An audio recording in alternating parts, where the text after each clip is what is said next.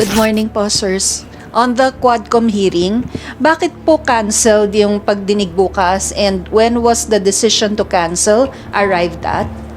Si Attorney Panelo kasi yung isa sa mga nag-confirm na pupunta raw po si former President. Tapos, with the cancellation of the hearing, may mga posts po kasi online saying na baka naduwag daw yung Quadcom. Alam mo, unang-una, hindi naman si Attorney Panelo inimbitahan namin. Di ba? It was the former president ng aming inimbitahan. So, bali dalawang letters lang po yung na-receive ng Quadcom from the camp of the former president. The first one was yung before the November 1st and the second one was declining the invitation. Wala na pong ibang communication na na-receive po. Hindi, ganito po yan. Since the start of the Quadcom hearings, invitation has already been extended to the former president and the two senators, incumbent senators.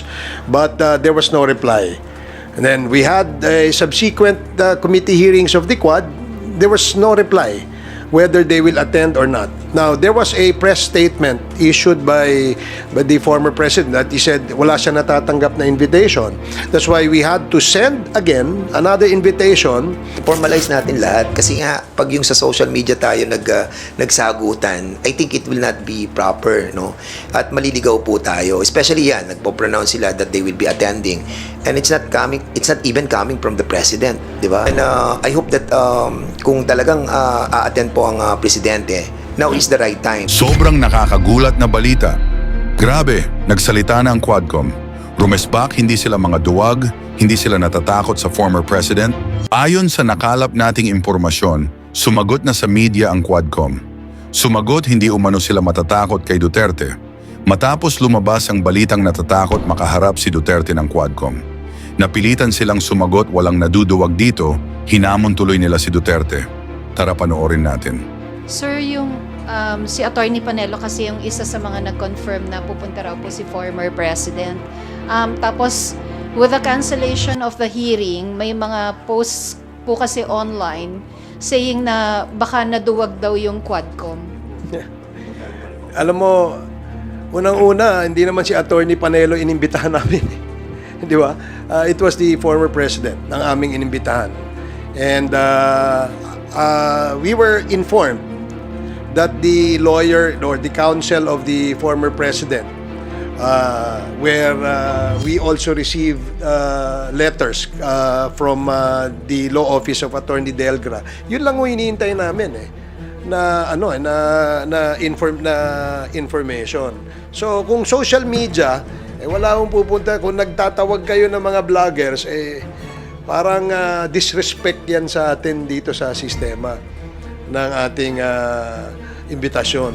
Do not invite in the social media. Kung gusto nyo, sumagot kayo, sulatan nyo kami. Diba? Sulatan nyo kami kung kayo ay pupunta. Hindi yung sa social media kayo magsasalita. Of course, we appreciate the fact that pupunta ang ating dating Pangulo dahil yun naman po ang request ng ating mga kasamahan sa Quadcom, no? Na magkaroon ng talakayan, magkaroon ng palitan ng idea tungkol dito sa usapin sa EJK at usapin sa drugs, no? Na kung saan ay centerpiece ng kampanya ng ating dating administrasyon. Kaya nga gusto sana nating marinig mismo mula sa ating dating Pangulo kung ano yung mga kasagutan na kanyang ibibigay dun sa mga tanong na pinaghandaan ng ating mga Quadcom members. So, wag po nating I noticed also that there are several comments from the vloggers of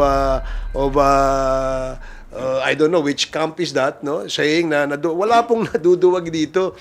Ganito ho, para ho malinaw. Sa 21 meron kaming hearing. Yan ho, punta ho tayo dito. Pagkatapos ng 21, let us know kung kailan kayo pwede.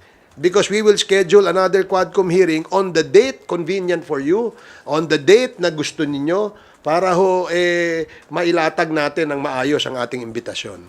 And reminder also as well, Mr. Chairman, as what Chairman Chu mentioned a while ago, that there is a 3-day ruling that are being followed by the committee.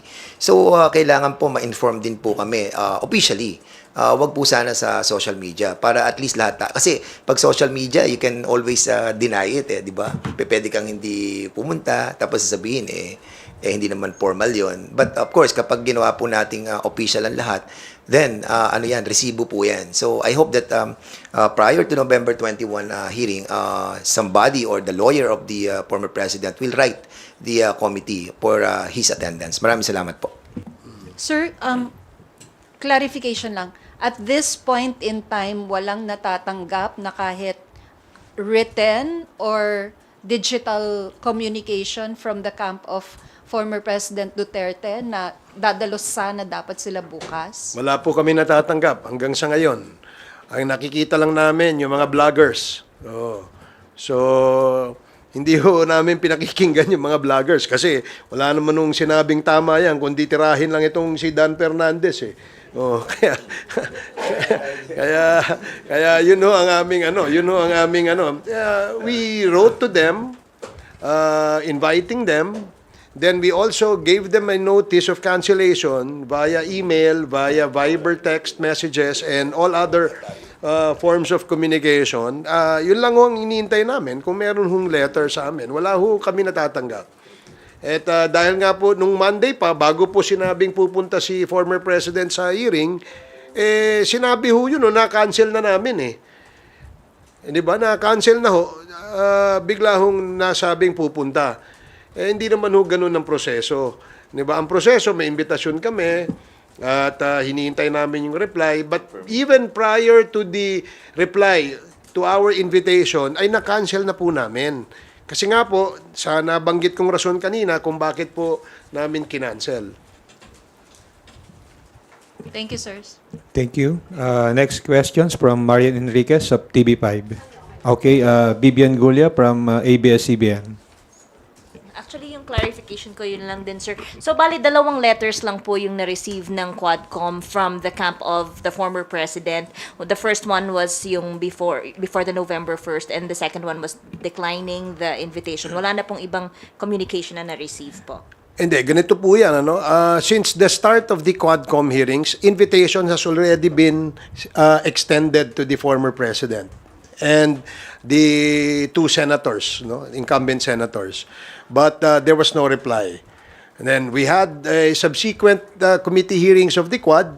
There was no reply whether they will attend or not. Now, there was a press statement issued by the former president that he said wala siya natatanggap na invitation.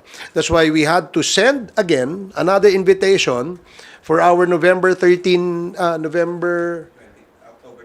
October 22 committee Quadcom hearing. At the following day, we already received a letter coming from his lawyer, si Atty. Delgra, saying that he needs to rest, the former president needs to rest, he has a lot of engagements, has been tired, and because we understood that the former president is already old and we would like to give him the time to rest, so we accepted the cancellation. Then we sent again another letter, supposedly for the October, November 7 hearing. Then we received again another letter. Sinasabi na hindi siya pupunta because walang integridad ang Quadcom at na-prejudge na siya ni Congressman Dan Fernandez at ni Kong Benny Abante. At saka mahaba pa yung rason. So we accepted again the refusal to attend. Now we're supposed to have a November 13 hearing, but we decided to cancel it yesterday. Ngayon sasabihin na pupunta. Ano ba talaga, kuya? Di ba? So ito formally sent po yung letter, ang invitation.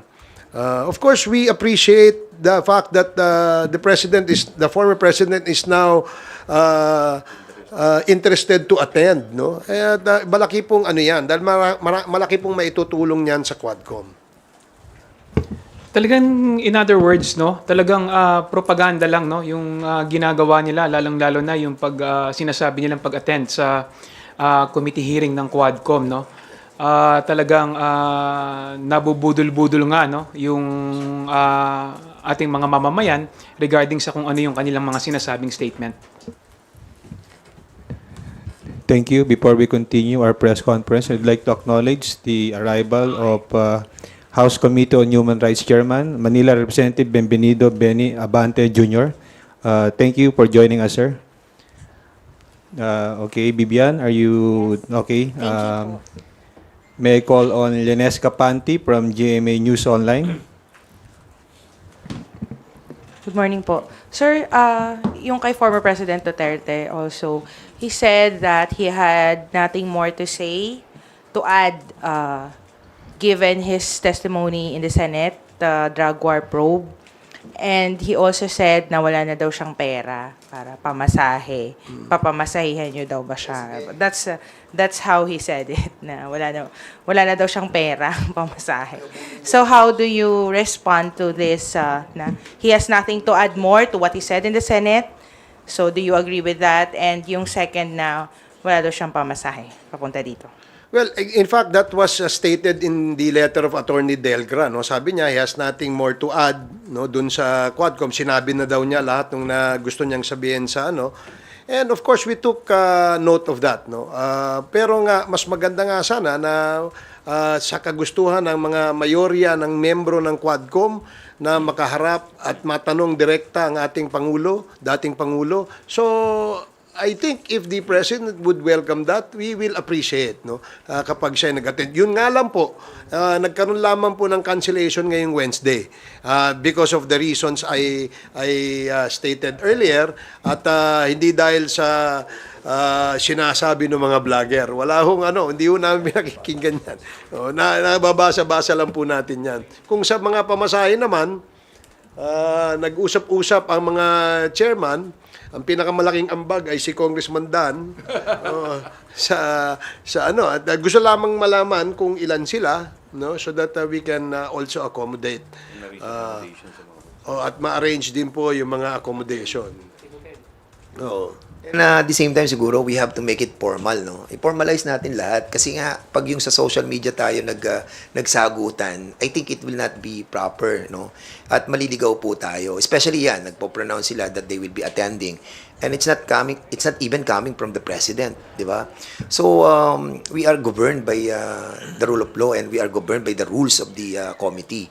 And I hope that kung talagang a-attend po ang presidente, now is the right time to notify the committee, especially November 21 pa naman yan, malayo pa, Thursday pa. So we have all the time, no, para i-prepare. Ang problem talaga, alam nyo, mahirap din naman po yung bukas maghihiring na po kami. Di somebody will accuse us that we are, kumbaga, binibreak namin yung own rules namin of the three-day notice. Kaya sana po, no, ibalik na po natin yung tamang proseso para nang sa ganon, we will be guided accordingly.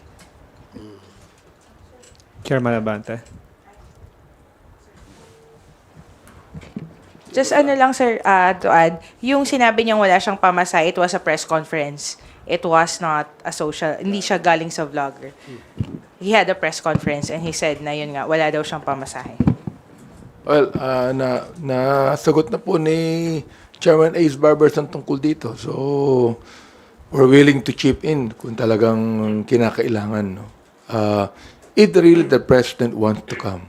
Hindi namin siya pipilitin, no, according to his condition, a health condition o mental condition.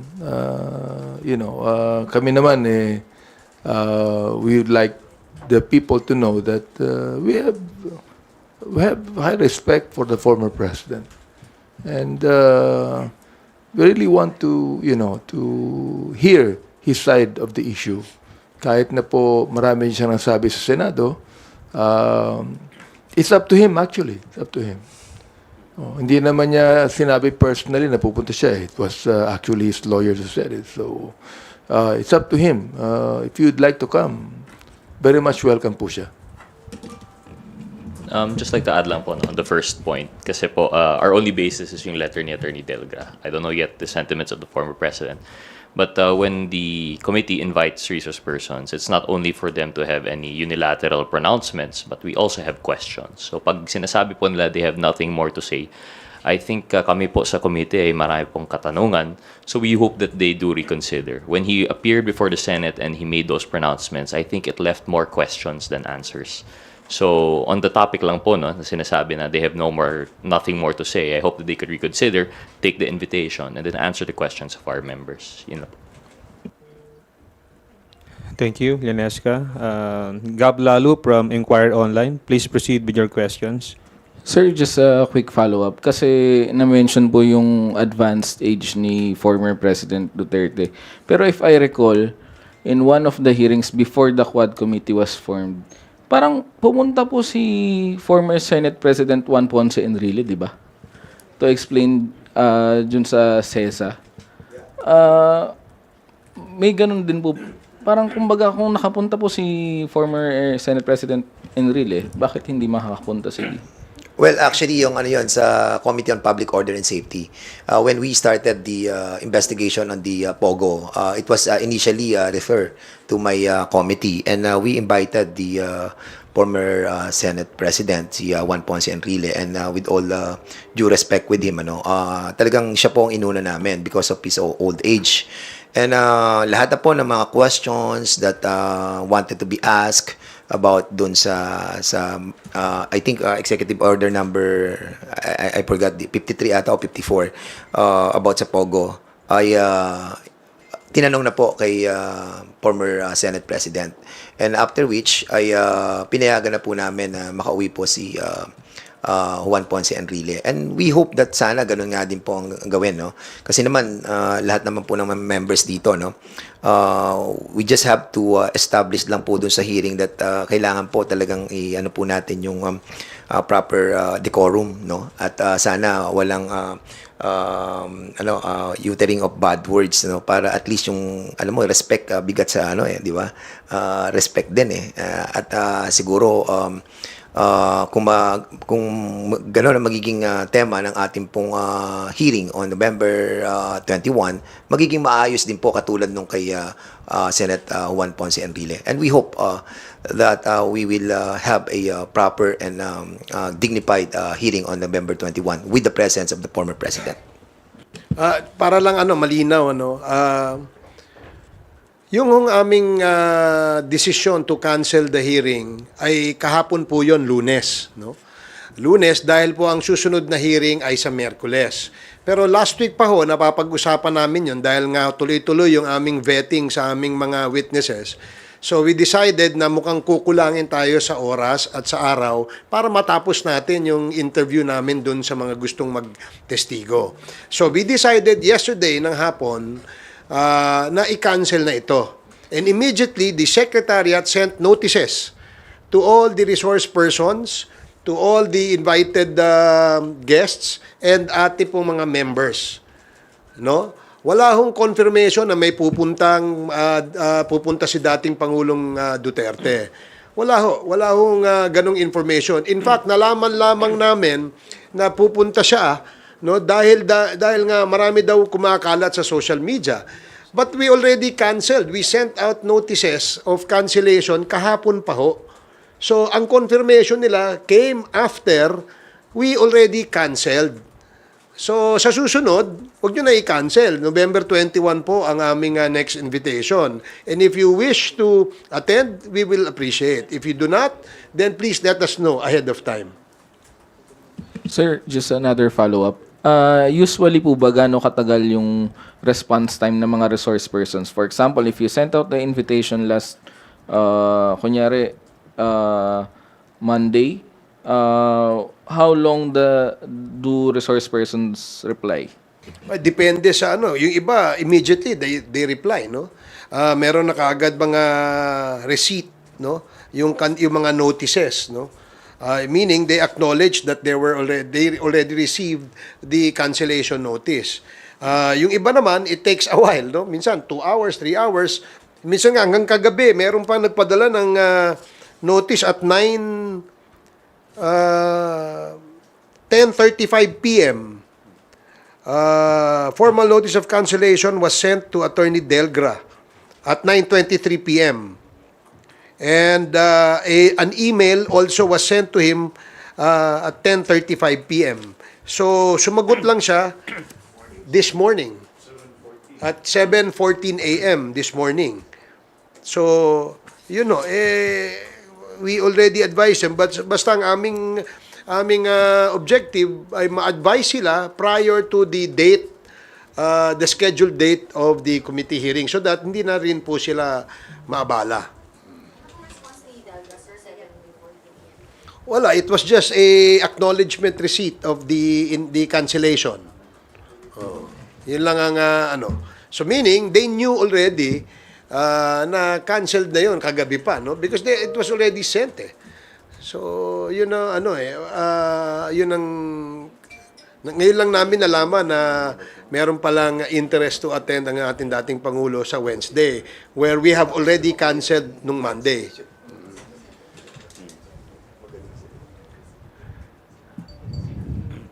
Okay ka na, Gab? Thank you. Are there any other related questions on Quadcom? Hindi po ba masyadong late yung Monday night na finals or Monday afternoon na finalize tapos Tuesday, Wednesday po morning yung mismong hearing?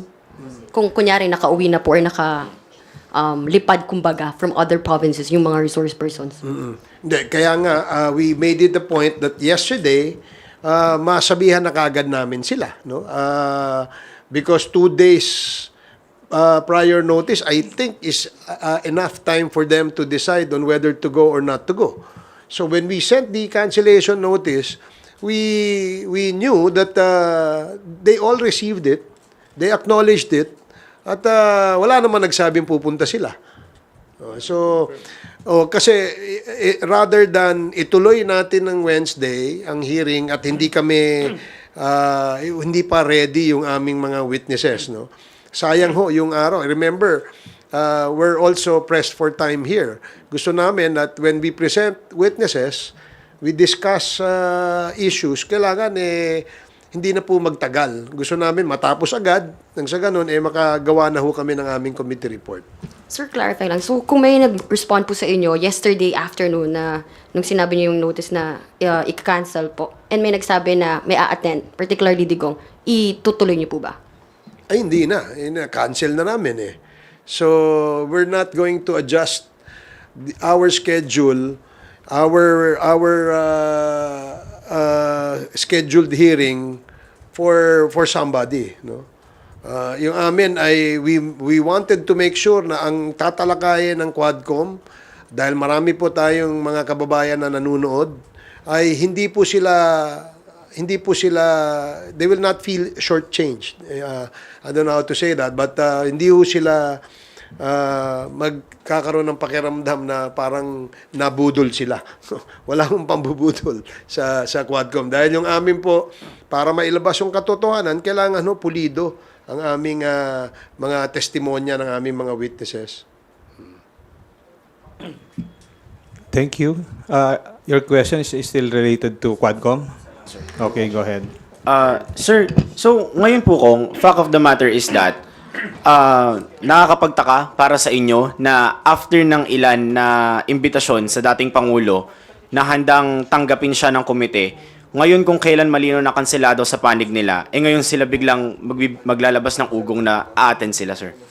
Yun, nagulat kami, no? The fact that we only found out from the social media na meron palang a-attend at nag-confirm ang ating dating... Although hindi po ito galing sa dating Pangulo. Ito po galing sa mga vloggers. I don't know, sino pa papaniwalaan? Ang alam ko, as far as the records of the Quad Committee is concerned, the counsel, the lawyer representing the former president is Attorney Delgra. In fact, naging issue pa nga yan eh. Di ba? Meron bang engagement, meron bang letter, etc., etc. So, we only listen, no? Dun sa formally has entered their appearance before the Quadcom or those that are representing our resource persons and has informed the committee, although has not physically entered this appearance yet, no? Kagaya nga yung kay Attorney Delgra, yun ang iniintay namin. But marami pa hong hearing ito, and we will expect that the former president will still attend, no? Kasi po ito yung request ng ating mga kasamahan sa Quadcom. So hindi ito yung una't huli.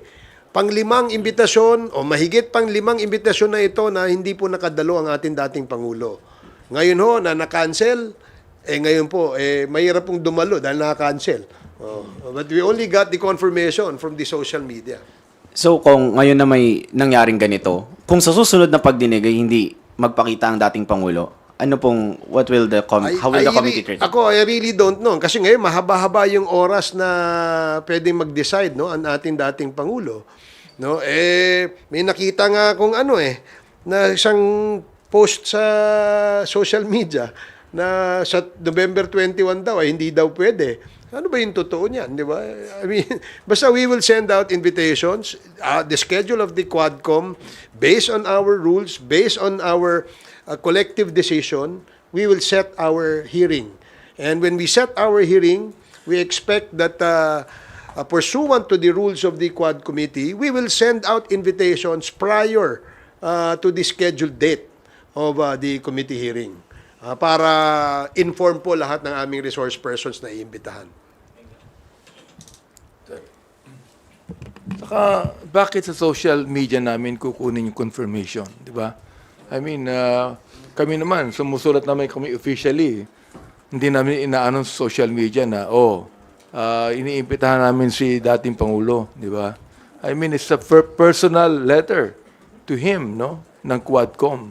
So, ine-expect din po namin na yung lawyer niya, tatawagan din kami, sabihin sa amin kung makaka-attend o hindi. In fact, nung nabasa ko yung reason kung bakit hindi makaka-attend ng Pangulo yung last invitation namin, akala ko talaga hindi na siya mag-a-attend sapagkat sinabi niya ron sa mga reason niya na hindi siya naniniwala ron sa aming investigasyon. Pangalawa, nasabi niya lahat dapat yan sabihin sa Senado. So, sa akin, I thought na talagang hindi na siya mag-a-attend because of those reasons. Thank you. Thank you, Earl. Go ahead, Rosalie Cos from UNTV. Almost same question with Marian kay Kong Barbers po. Kasi you said contemplating po last week pa kung itutuloy o hindi. And the invitation to former President was sent on November 11. If po na nag-confirm yung camp ni former President Duterte even before kayo mag-decide na i-cancel, you will push for the investigation and you will accommodate him kahit siya lang. Kung itutuloy namin? No, yung hearing hindi naman para lang kay former President But yung pong fact na nagbigay sila ng communication that he will attend even before mag-cancel po kayo.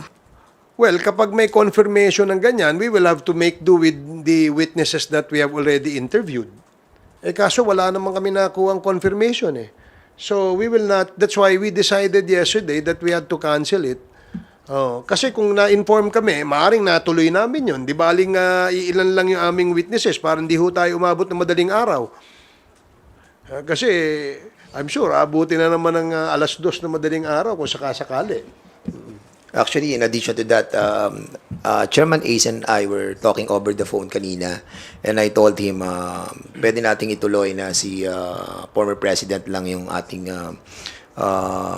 guest, resource person. But unfortunately, na-inform na yung mga resource person, like for example, yung mga victims na luluwas na naman dito. Siyempre, yung pamasahe nila, tapos yung accommodation as well. So, kanina, hindi pa naman final yung pag-uusap namin. But of course, after a while, na-confirm ko na hindi na rin natin talaga itutuloy because of the katulad na sinabi ni Chairman Chua, meron din kasi talagang rules na nag-govern sa atin And we will be breaking our own rules at hindi magandang tignan yon. At kaya nga we decided na rin talaga na wag na ituloy. Kasi nga ang premise din natin, ang premise ko rin naman, they will galvanize the situation that tayo yung umaatras doon sa pagdating niya. But as I've said, meron tayong sinusunod na rules dito kaya dapat yun po yung sundin natin. At I hope that ayan na naman, ganoon na naman November 21, meron pa naman November 28, meron pa naman December. So I think we still have a lot of elbow room para pag-usapan at yung i-formalize yung pagdating niya.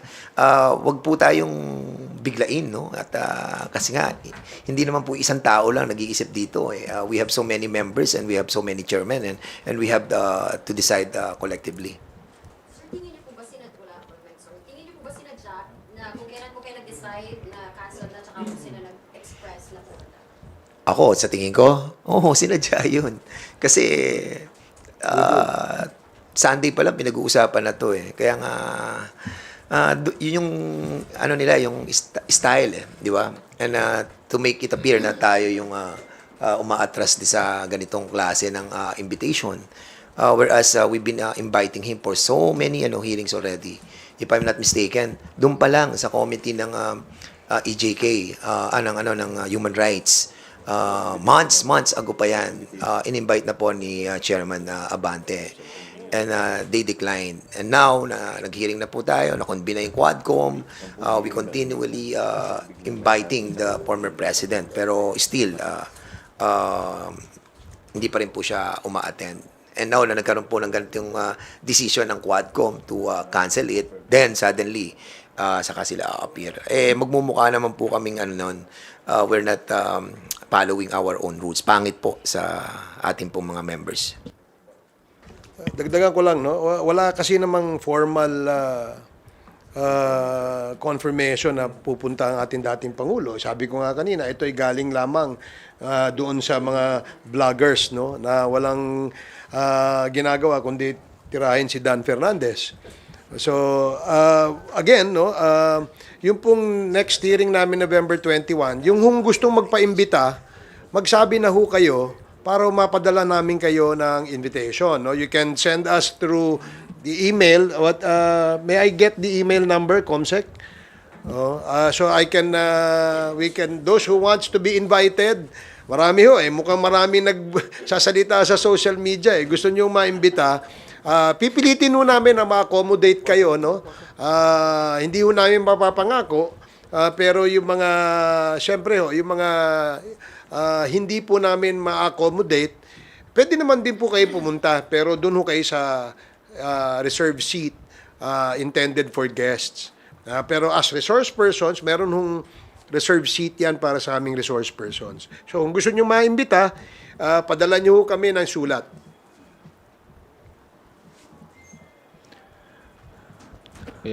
Okay. Bibian Gulia from ABS-CBN 2. Sir, if you would have confirmation lang, si Colonel Garma raw po left the country last November 7th. Hindi na po ba siya kakailanganin tanungin pa ng Quadcom? No, nandiyan siya nung huling hearing namin kasama niya yung si dating Colonel Leonardo. He was also there, represented by with his lawyers, no, kasama. So we have no idea kung umalis sa bansa, nasa bansa ba, nakaalis na. I have no information. Pero hindi na po siya kakailanganin tanungin pa ng Quadcom in the succeeding hearings? Well, we advise them na kapag kinakailangan sila, ay kailangan na mag-attend sila. So far, kasi nag-move forward na tayo ng topic, no? Napunta na tayo dito sa, tapos na tayo dun sa Barayuga case, no? Somehow, no? Meron yung mga witnesses na hinarap po natin tungkol dyan sa kasong yan, ay nagpagbigay na rin sila ng kanilang salaysay at na-record na po ito ng ating DOJ. In fact, nag-uumpisa na ng PI, no? Yung ating DOJ sa kanila, no? I think nakausap na rin sila. So if there are any other witness that will come out, and again, no, perhaps mention the names of these personalities, then we will have to invite them so that bigyan din sila ng pagkakataon na magkaharap sila, yung nag-aakusa at saka yung inaakusahan. Thank you po. Thank you. Here's the the email for those who wants to be invited. Please send your letters to quad.committee@house.gov.ph.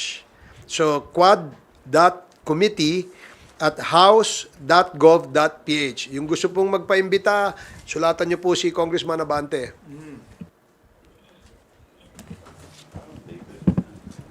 Pati yung vloggers, pwede namin imbitahan.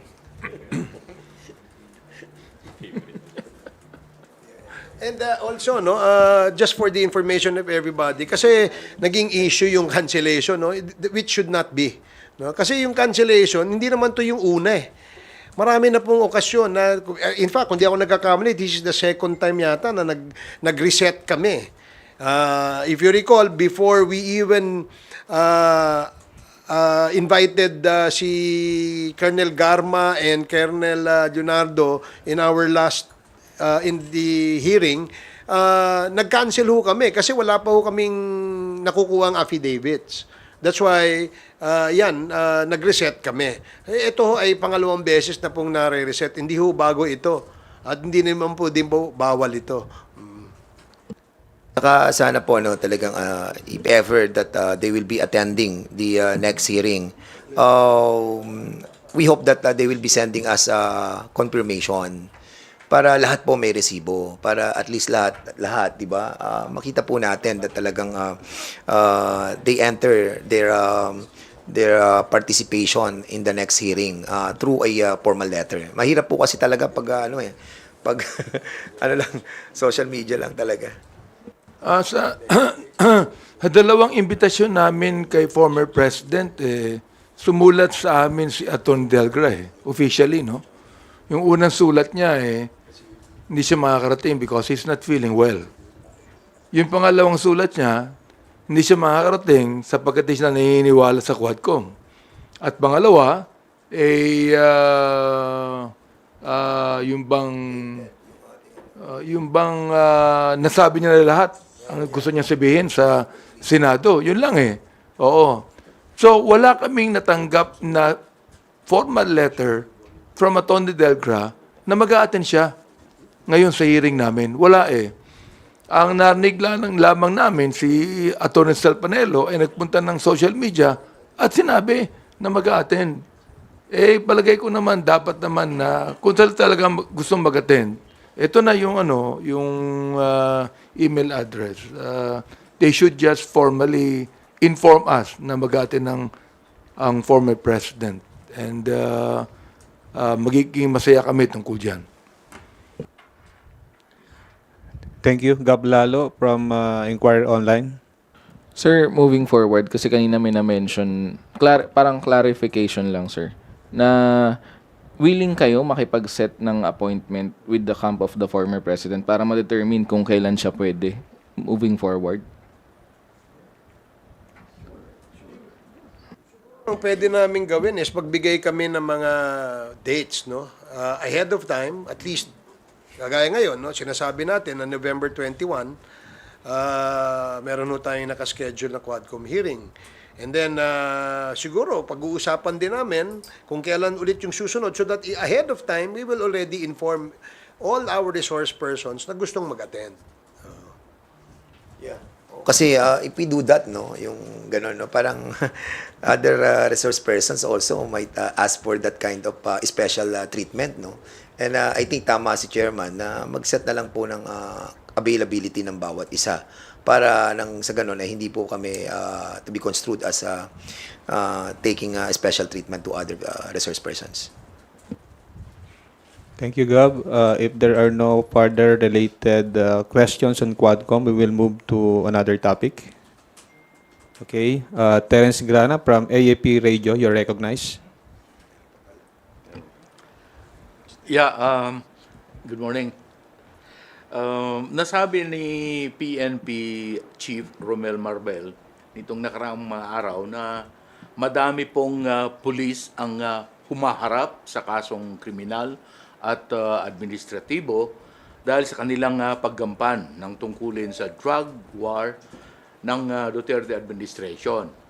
Sabi niya, the promised protection daw from PRRD was not realized. Comment.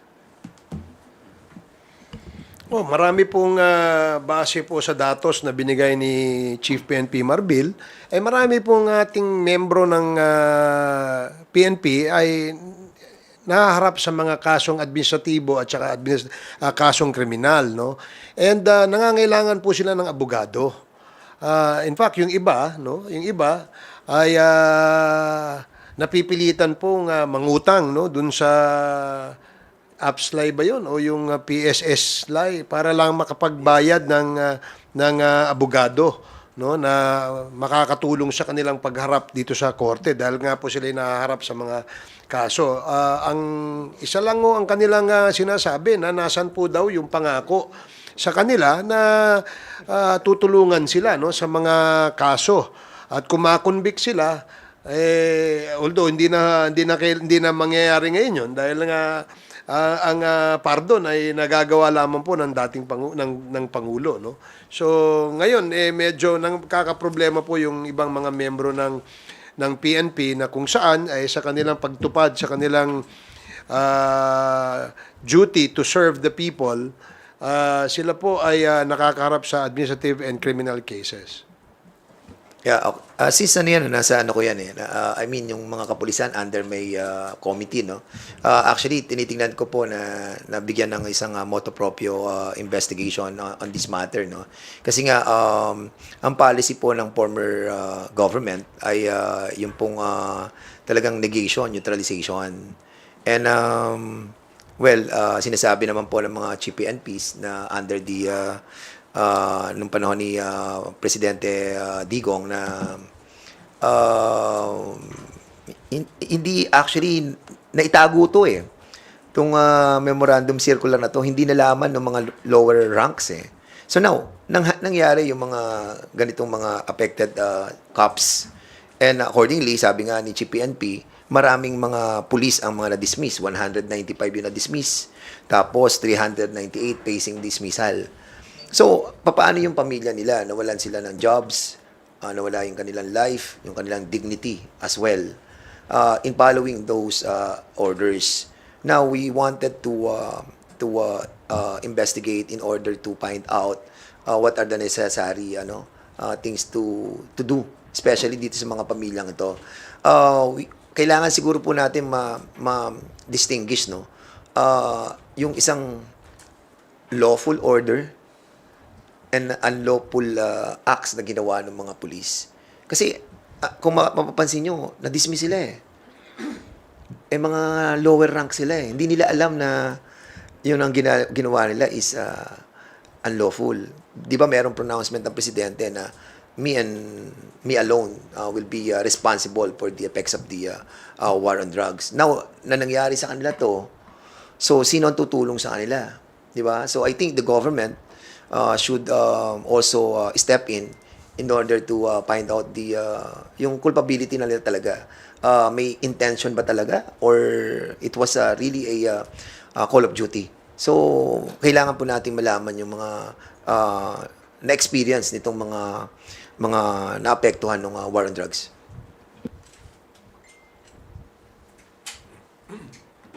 Well, kung meron ako idadagdag, sa Quadcom naman hindi upang parusahan natin ng kapulisan, no? Kundi para tulungan din natin, no? Meron mga kapulisan natin na gustong magsabi ng katotohanan. Pinag-usapan na namin to that we are there to help. We're there to ask the DOJ to perhaps provide a witness protection program on them, no? Palagay ko naman the present crop of the Philippine National Police leadership would provide protection for policemen who are honest enough to tell the truth. Diba? Hindi namin sila pabayaan. That we could be able to assure them.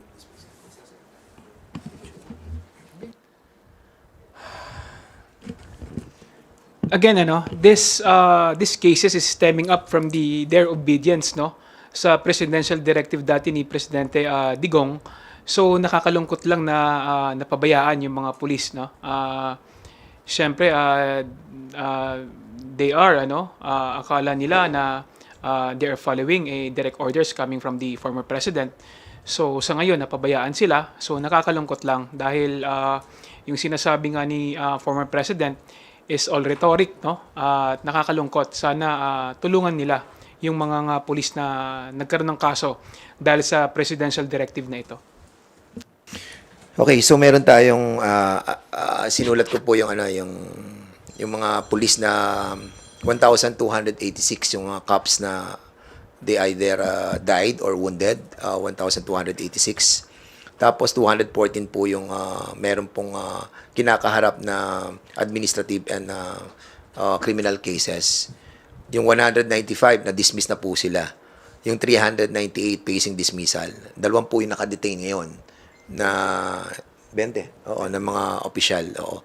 So, well, nananawagan din po kami sa inyo kasi nga kayo biktima rin kayo rito ng war on drugs So, if ever that you wanted to avail, para madinig po namin kayo. So, inimbitahan din po namin kayo na makipag-ugnayan po kayo sa Quadcom. Maraming salamat po. Thank you. For today's last question, we recognize Earl Tobias from IBC 13. Kung Roch, sa akin isa lang naman po. Hearing ngayon tungkol dun sa administrative order na LTO, sir, na pagkakaroon ng definite time period kung kailan dapat i-transfer or register yung ownership ng isang sasakyan na nabenta ng segunda mano, sir. Pwede po bang paki-explain ng sir kung ano po bang reason, sir, sa kung bakit pinapresenta ng LTO yung ganitong administrative order? Well, actually, I recall po na yung Memorandum 2024-046, I think. No, naging issue po ito for our sector kasi po, although tama naman po na under the law, there should be a transfer po of ownership na i-register na sa ating mga ORCR. Nagka-problema po yung LTO in the way that they issue this new memorandum. Number one, ang very attention-grabbing doon yung penalties, napakataas. Number two, yung stringent requirements. I believe yung office po namin wrote to the LTO sometime in October, 3rd week. And luckily naman po, eventually they suspended it. So in the meantime, status quo pa po tayo. We've had consultative meetings with the LTO and in fact, today may hearing po ang Committee on Transportation on the matter. So we still have to see anong maging resulta nun. But in summation po yun, this is just about yung process na for transferring the requirement tapos yung penalties that are attached to it. Yun yung basic So, yung sa amin po ang comment doon is that I think it's a little too stringent. Number one, yung pinaka-glaring issue po namin, the penalties are really high. Upon talking with ASEC Mendoza and si Executive Director Pua, ang nabanggit po nila is that they're just merely basing it on some previous laws. Pero if you remember those laws, yung IRs po nila, hindi nga po itinuloy ng past administration. They're claiming that it's the new carnapping law, anti-carnapping law, and then the Anti-Motorcycle Crime Prevention Act. So, dun pa lang po nagkaroon kami ng discussion. Most glaring also would be yung requirement that both the seller was given 5-day notice to issue to the LTO, tapos yung buyer naman has to transfer within 20 days. Ano po yung magiging liability kung one follows and the other doesn't? Parang gusto nang gawin is papatungan po ng penalty both. So that's another issue. And ang pinakamahirap, I think, yung practice ng open deed of sale. Ang gusto po ng LTO is gawing retroactive po yung memo. So, paano pong mangyayari nun? Sometimes, ang nangyayari, second, third, fourth hand buyer na po tayo. Di po natin matitrace kung sino first, second, and third. Paano po matatransfer yun? Sometimes, patay na nga po yung previous owner. So, these are the things that were raised. And credit where credit is due. The LTO naman po and they invited us, they heard us out, and then sabi ko nga po, they suspended implementation. Ang sabi po ni LTO ASEC Mendoza is that they're looking to postpone po implementation since nakita nilang malabo pong that this will be implemented in a fair amount of time. They said possibly, definitely it will not be implemented within this year. They're hoping to really thresh it out by the next year or baka nga the year after that. Kasi po, sorry, one more thing to add to that, aside from the issues nung the time constraint on the part ng stakeholders is yung readiness rin po ng LTO. One thing that we've consistently raised is that yung LTMS nila hindi pa po ready. Ito po yung LTO portal, yung online. Sabi po nila, in the memo, pwede po mag-submit ng online. Pero kung tingnan po yun, ang ibig sabihin nun lang, i-attach mo yung document sa email, tapos i-email mo pa. Iba po yun dun sa portal. Kung sa portal, mas madali po sana, di ba, parang app lang yun, makikita mo dun, please upload document A, please upload document B. Kapag email, hindi naman po natin yung everyday citizen po natin, ang everyday mamamayan po natin, hindi naman natin alam kung anong requirements ang i-attach. Tapos i-email pa, baka may typo pa. So we want to make it as easy as possible for our constituents. Napakahirap po yan given the current state. But yun nga po, suspended po siya. But actually, after this press con, sunod po tayo dun sa hearing and we'll find out more po siguro. Thank you. Before we end our press conference and take our lunch, may we invite our resource honorable speakers to share their short closing remarks. Chairman Barbers. Sige, salamat sa opportunity sa ating mga kaibigan sa media for this chance to share our opinions on some national issues that needs to be discussed and clarified. Dito sa usapin ng imbitasyon, hindi ho issue yung pag-cancel. Dahil marami pa hong susunod na imbitasyon na aming ipapalabas at mag-iimbita pa ho kami na marami pa hong mga resource persons, including the former president. So, para lang ho klaro sa lahat, na-cancel po yung imbitasyon nung Lunes kahapon ng hapon dahil nga po sa mga rason na aking binanggit kanina.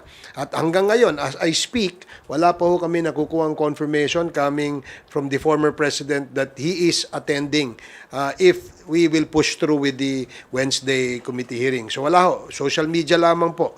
So sana ho, sa susunod na imbitasyon ng Quad Committee, ay ma-advise po agad kung sino ho yung gusto magpaimbita at sino ho yung dadalo. Nang sa ganun, wala hong confusion na mangyari. No?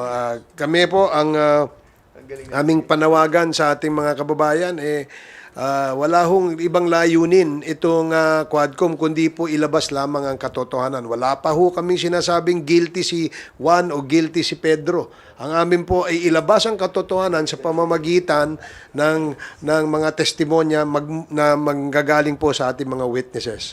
And of course, documentary evidence because the Quadcom's obligation is to follow the evidence. Yun lamang po. Thank you. Chairman Fernandez. Thank you so much, everybody. Chairman Abante.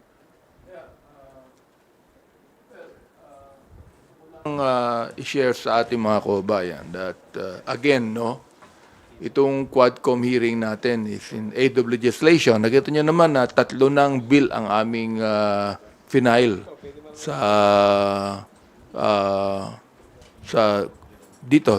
bills and ibig sabihin lamang yan ay pinag-aaralan pa ho namin talaga ang iba pang mga bills na dapat naming i-file para yung lahat ng mga inibisigahan natin ay hindi na maaaring maulit pa. Pangalawa, this is not to determine who is guilty. Sinabi na nga ni Chairman Ace Barbers ito, This is just to let the people know kung ano talaga ang katotohanan tungkol dito. And he is not even focusing on the former president.